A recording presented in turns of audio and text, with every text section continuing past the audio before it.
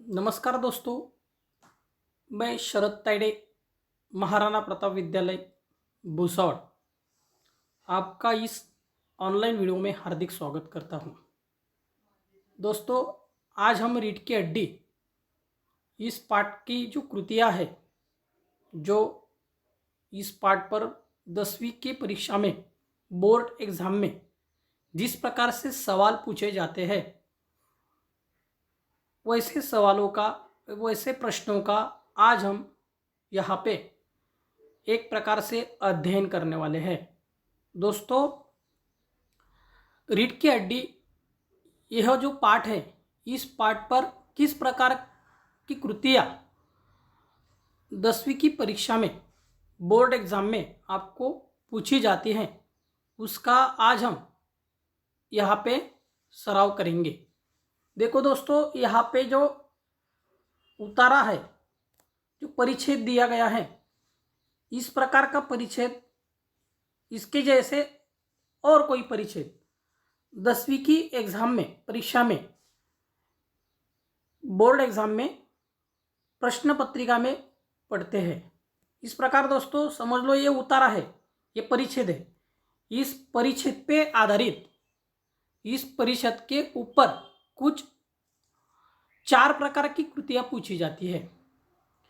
पहली कृति रहती है आकलन कृति, दूसरी कृति रहती है आकलन कृति, और तीसरी कृति रहती है व्याकरण कृति, और चौथी कृति रहती है सोमत। इस प्रकार से 4 कृतियां एक परिच्छेद के ऊपर पूछी जाती है। दोस्तों, आज आपको जो स्क्रीन पर परिच्छेद दिख रहा है, उस परिच्छेद पर इसी प्रकार की 4 अलग अलग कृतियों का आज हम अध्ययन करेंगे। चलो दोस्तों, आज हम इस परिच्छेद पर इन 4 कृतियों का अध्ययन करते हैं। चलो देखो दोस्तों, आकलन कृति, कृति क्रमांक 1 आकलन कृति। यहाँ पे एक कृति आपको स्क्रीन पर दिख रही है, उसमें सांजल पूर्ण कीजिए, इस प्रकार से पूछा गया है। आपको एक प्रकार की कृति दी जाएगी और उस कृति में आपको वह कृति पूर्ण रूप से लिखने को कहा गया है।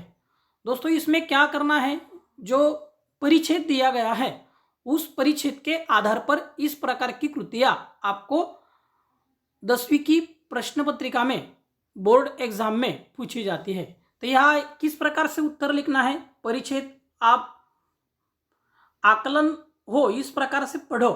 फिर देखो, इसमें क्या पूछा गया है कि रिश्ते पूछे हैं, इन लोगों के रिश्ते कैसे हैं, किससे कौन सा रिश्ता है।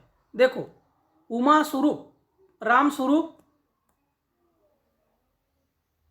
इनका एक रिश्ता है, और पति पत्नी का एक रिश्ता पूछा गया है। शंकर और गोपाल प्रसाद का रिश्ता, और नौकर मालिक का रिश्ता, ऐसा सवाल है। अभी परिच्छेद हमने पढ़ा है, मैंने आपको पढ़ाया है, आपको अभी समझ में आया होगा कि ये रिश्ते किस प्रकार के हैं। तो देखो दोस्तों, यह रिश्ते हम समझ सकते हैं। राम स्वरूप और उमा के बीच कौन सा रिश्ता है, तो वह पिता पुत्री है, यह रिश्ता दोनों का है। और राम स्वरूप प्रेमा में कौन सा रिश्ता है, तो वह पति पत्नी है, इस प्रकार का इन दोनों में रिश्ता है। और आगे देखो दोस्तों, रतन और राम स्वरूप, यह पूछा गया था नौकर मालिक कौन है, तो नौकर है रतन और मालिक है राम स्वरूप। यह दोनों में कौन सा रिश्ता है, नौकर मालिक का। और दोस्तों आगे देखो, यह इस प्रकार से पूछा गया है, शंकर गोपाल प्रसाद और उनका रिश्ता क्या है, तो वह पिता पुत्र है, पिता पुत्र। शंकर और गोपाल प्रसाद, यह पिता पुत्र है।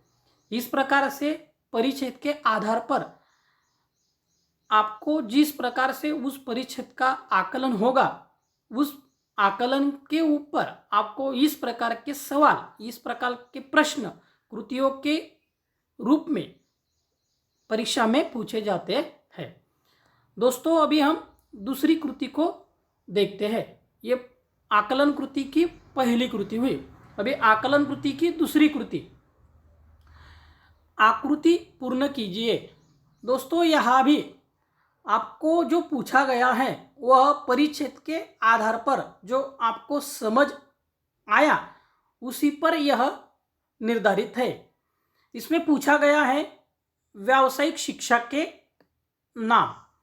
अभी व्यावसायिक शिक्षा के नाम, यह पहली कृति है, दो नाम आपको यहाँ पे लिखने हैं। और दूसरा उसी में उप प्रश्न है शास्त्रीय संगीत में प्रयुक्त वाद्यों के नाम। इस प्रकार से आपको यह कृति, इस प्रकार की कृतियां बोर्ड एग्जाम में हिंदी विषय में पूछी जाती है। और आपको ऐसे ही अलग अलग कृतियों का सराव करना है जिससे आप अपना 10वीं एग्जाम का पेपर सही से लिख सके। चलो दोस्तों, अभी इसके जो उत्तर है, उसका जो जवाब है वह हम देखते हैं। तो देखो, व्यावसायिक शिक्षा परिच्छेद में पूछी है। व्यावसायिक शिक्षा यानी जो शिक्षा व्यावसायिक रूप से उपयोगित की जाती है उसे व्यावसायिक शिक्षा कहते हैं। तो परिच्छेद में ये पूछा गया था, परिच्छेद के ऊपर प्रश्न पूछा गया था व्यावसायिक शिक्षा के नाम बताइए। तो उसमें एक नाम आया था वकील और दूसरा नाम था मेडिकल। यह दोनों ही शिक्षा व्यावसायिक शिक्षा के रूप है। इसलिए दोस्तों इस कृति में यह जवाब आना जरूरी है। अगर यहाँ आपने दूसरा कोई व्यावसायिक शिक्षा का नाम लिखा और वह परिच्छेद में नहीं है तो उसके आपको गुण, अंक नहीं मिल सकते। इसलिए इसमें आने वाले उत्तर यह अपने परिच्छेद में होने चाहिए, तभी इसके अंक, इसके गुण आपको मिल सकते हैं। आगे देखो दोस्तों, इसमें और एक पूछा गया है। इसमें शास्त्रीय संगीत में प्रयुक्त वाद्यों का नाम, यानी जो शास्त्रीय संगीत है उसमें कौन से वाद्य उस परिच्छेद में आए हैं, तो उन वाद्यों का नाम पूछा गया है। तो उसमें पहला नाम जो आया वो आया हारमोनियम। हारमोनियम वह वहाँ पे आया हुआ है। और दूसरा है सितार। दोस्तों यह सितार नाम भी वहाँ पे आया हुआ है। इस प्रकार आकलन कृति में दो प्रकार की कृतियां पूछी जाती है, लेकिन आज हम सराव करने के लिए और कृतियां लेके इस परिच्छेद पर आने वाली अलग अलग कृतियों का आज अध्ययन करेंगे। चलो दोस्तों आगे चलते हैं। यह सांजल पूर्ण कीजिए। उमा को देखने आने वाले लोग। उमा को देखने आने वाले लोग कौन है, यह पूछा गया है। वह आकलन कृति दो में ही एक ज्यादा कृति हम अब ले रहे हैं। पूछी दो जाती है, लेकिन हमने आज अपनी अध्ययन होने के लिए, अपना सराव होने के लिए एक एक्स्ट्रा कृति यह रखी है। दोस्तों इसका जो जवाब है, देखो, उमा को देखने आने वाले लोग वह कैसे है, पढ़े लिखे हैं, वकील है, सभा सोसाइटी में जाते हैं, चाहते हैं कि लड़की ज़्यादा पढ़ी लिखी न हो, ऐसे विचारों के वह लोग हैं। इस प्रकार से आकलन पर आधारित, समझ पर आधारित यह कृति पूछी गई है। दोस्तों इस प्रकार से अलग अलग कृतियां व्याकरण आकलन कृति में पूछी जाती है। दोस्तों अभी जो 2 नंबर की कृति है वह भी आकलन कृति है। उस आकलन कृति में अलग अलग प्रकार के प्रश्न पूछे जा सकते हैं। जैसे देखो, कारण लिखिए, ऐसा सवाल पढ़ सकता है। नहीं तो ये वाक्य किसने किससे कहा, इस प्रकार से पूछा जा सकता है। नहीं तो ऐसे 2 शब्द नीचे दिए जाएंगे, उन पर एक सवाल बनाओ, ऐसा पूछा जा सकता है। अभी एक एक हम देखते हैं। उमा मेहमानों के सामने जरा करीने से आई, इसका कारण क्या है वह हमें देखना है।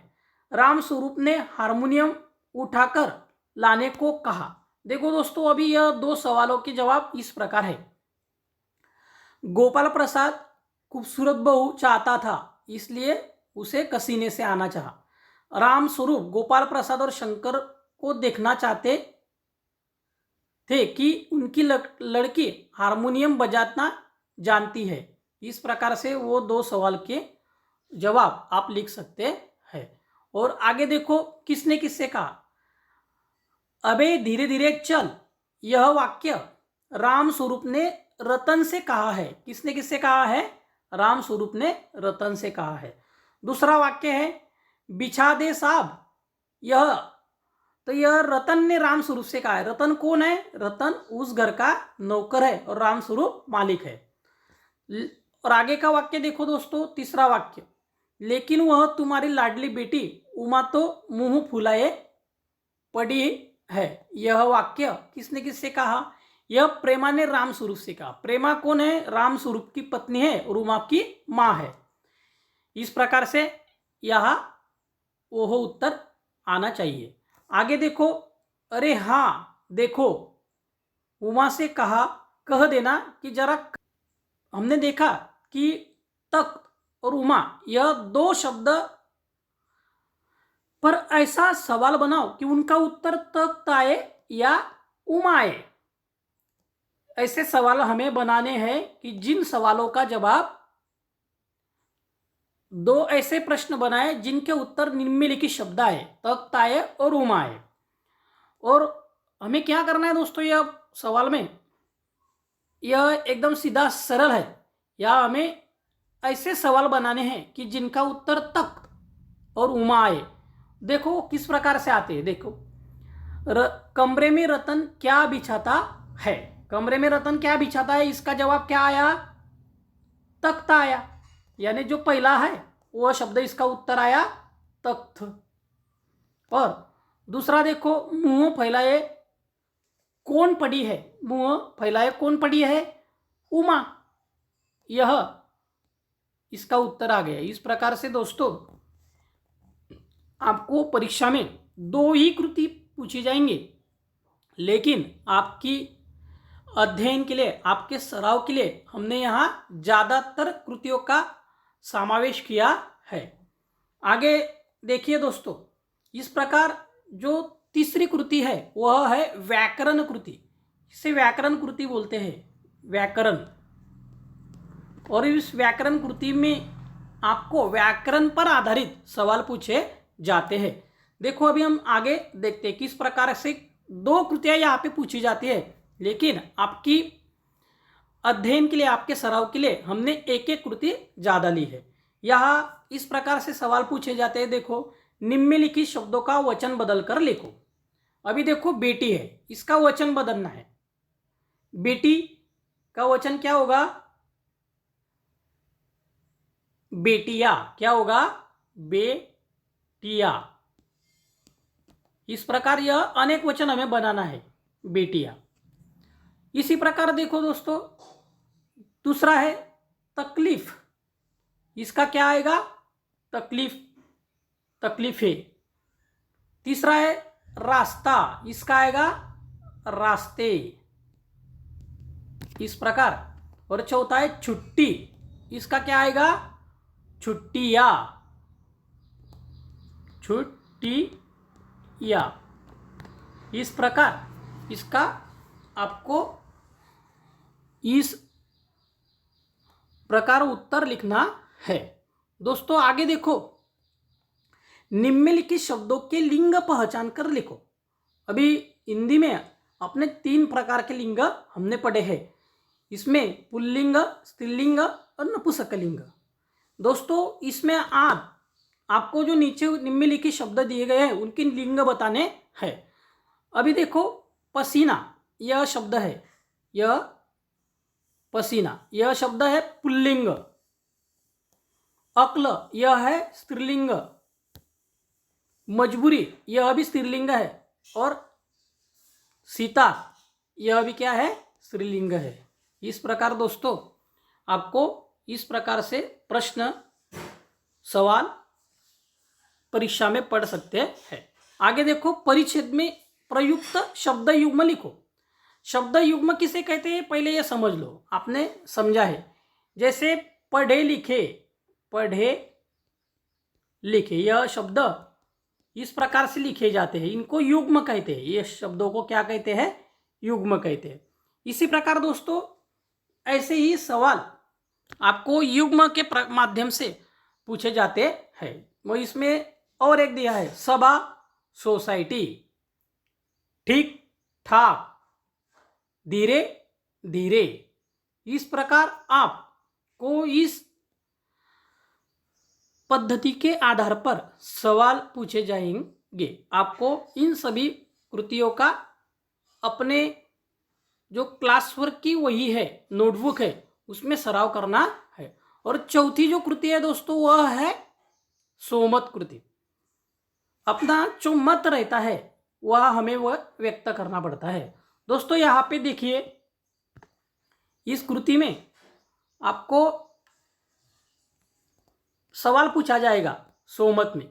यहाँ पे एक सवाल है, देखो, रामस्वरूप अपनी बेटी की उच्च शिक्षा की बात छिपाते हैं, उसे अपनी मजबूरी बताते हैं। इस विषय पर अपने विचार लिखिए। रामस्वरूप अपनी बेटी उच्च शिक्षित है, वह किस मजबूरी में यह झूठ बोलकर अपने बेटी का ब्याह, शादी रचाने की कोशिश करता है। यह तुम्हारे शब्दों में, तुम्हारे मन से, तुम्हारे विचारों से परिच्छेद के आधार पर लिखने का है, खुद के विचारों के साथ। दोस्तों उमा पढ़ी लिखी है, लेकिन देखने वाले जो लोग आ रहे हैं उनको पढ़ी लिखी लड़की अपने बेटे के लिए नहीं चाहिए। इसलिए उमा के पिताजी रामस्वरूप उनसे झूठ बोलते हैं कि मेरी बेटी ज़्यादा पढ़ी लिखी नहीं है। जिस प्रकार यहाँ पे लड़कियों के पिताजी को लड़कियों की शादी करने के लिए किस प्रकार की परिस्थितियों का सामना करना पड़ता है, वह वास्तविक रूप से इन पात्रों के माध्यम से लेखक ने हमें बताने का प्रयास किया है। इस प्रकार से दोस्तों यह हमें यहाँ पे लिखना है। इसी प्रकार दोस्तों आपको 10वीं की बोर्ड परीक्षा में अलग अलग प्रकार के परिच्छेद दिए जाएंगे और उन परिच्छेद के आधारित इसी प्रकार ऐसी ही कृतियां आपको पूछी जाएंगी। इसलिए चलो दोस्तों, आज से आप अपने पुस्तक में जो जो परिच्छेद है उन पर इस प्रकार की 4 कृतियों का अध्ययन और उनका सराव कीजिए। यानी इसका आपको जो 10वीं परीक्षा में गुण मिलने वाले हैं उसमें ज़्यादा गुण मिल सकते हैं। इसलिए आप ज़्यादातर इस प्रकार की कृतियों का ज़्यादा से ज़्यादा अध्ययन करें, इनका सराव करें और कोशिश करें कि उतारा जो परिच्छेद है उसका आपको आकलन हो और आप सही रूप से उसके जो उत्तर है वो लिख सके। और इसके लिए आपको उसकी पढ़ाई करना जरूरी है। चलो दोस्तों, अभी आपको आपके किताब में जो जो परिच्छेद दिए गए हैं उन पर इसी प्रकार के 4 कृतियों का जो अध्ययन है, जो सराव है, जो कृतियां है वो अपनी आप नोटबुक में वर्क, अपना जो क्लास वही है उसमें यह लिखो। आगे के वीडियो में हम आगे की जो धड़ा है, आगे का जो पाठ है उसकी शुरुआत करेंगे।